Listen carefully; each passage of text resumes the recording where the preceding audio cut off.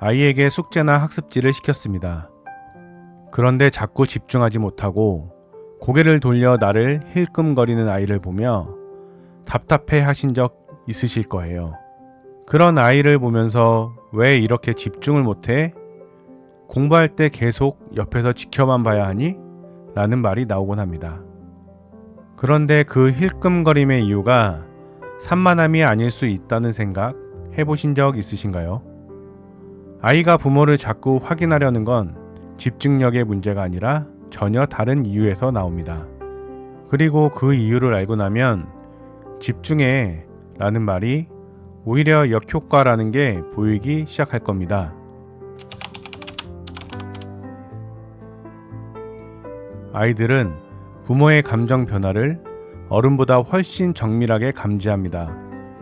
말 한마디, 표정 하나, 작은 숨소리도 그냥 지나치지 않아요.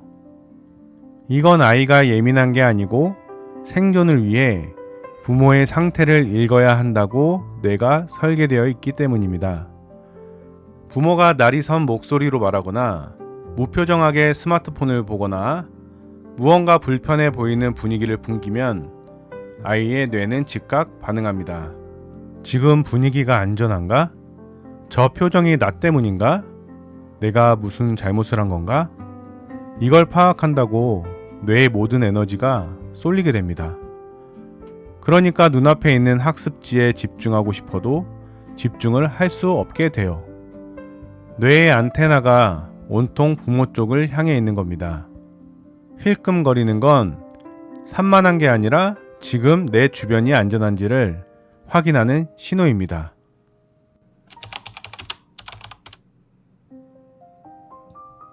아이가 학습지를 풀고 있던 날이었어요. 저는 옆에 앉아서 도와주고 있는데 자꾸 같은 문제 앞에서 멈춰 있더라고요. 문제를 안 풀고 자꾸 고개를 들어 저를 보는 거예요. 저는 그때 피곤하기도 하고 조금 짜증스러운 상태였는데 왜 자꾸 쳐다봐? 집중 좀 해. 라는 말이 나왔어요. 그랬더니 아이가 굳어버리더니 눈에 눈물이 맺히더라고요. 저는 그때 아이가 왜 그러는지 이해가 안 됐어요. 그냥 학습지 몇 장 푸는 건데 왜 저러지 싶었거든요. 하지만 나중에 아동 심리학을 통해 아이의 진짜 속마음을 알게 되었습니다. 아이는 제가 짜증스러운 분위기를 내고 있다는 걸 느끼고 있었던 거예요. 그 분위기가 자기 때문인지 아닌지 확인하고 싶어서 자꾸 쳐다봤던 거였고요. 내가 집중하라고 한 말이 아이한테는 불안을 더 키우는 말이었던 거예요. 아이가 부모를 힐끔거릴 때 집중해라고 다그치면 아이의 뇌는 역시 내가 뭔가 잘못한 거구나 라고 받아들입니다. 결국 아이의 뇌 속에 불안이라는 거대한 괴물을 키워버린 셈입니다. 불안이 줄어드는 게 아니라 더 커지게 되거든요. 하버드 대학교 발달 심리학자 에드 트로닉 교수가 진행한 스틸페이스 실험이 있었어요.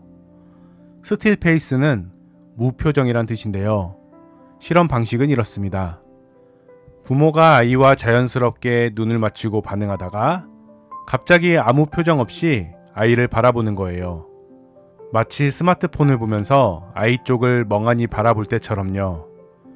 그러자 아이는 처음엔 부모의 반응을 끌어내려고 웃어 보이거나 손짓을 했어요. 그래도 반응이 없자 점점 불안해지더니 결국 울음을 터뜨렸습니다.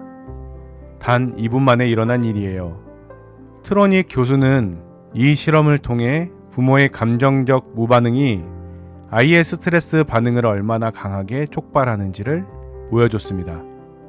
부모가 건성으로 던진 눈길과 차가운 무표정은 아이에게 세상이 언제 무너질지도 모른다는 근원적인 공포를 심어줄 수 있어요. 아이가 부모를 자꾸 확인하는 건 그 공포를 달래려는 행동이거든요. 그런데 이게 단순히 그 순간의 불안으로 끝나지 않아요. 이런 경험이 반복되면 아이의 뇌가 달라지기 시작합니다. 이게 두 번째 이야기예요.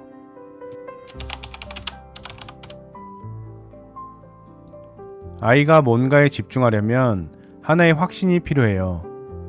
내가 이쪽을 보는 동안 부모님은 저쪽에 있다는 확신이요. 내 등 뒤가 안전하다는 걸 알아야 눈앞에 있는 것에 온전히 몰입할 수 있거든요. 그런데 평소에 아이가 엄마, 아빠 좀 봐봐 라고 했을 때 스마트폰을 보면서 잘했어 하고 넘어가거나 아이가 불렀는데 반응이 없었던 경험이 반복된 아이는 그 확신이 흔들려 있어요. 내가 고개를 돌렸을 때 부모가 안 보고 있으면 어떡하지?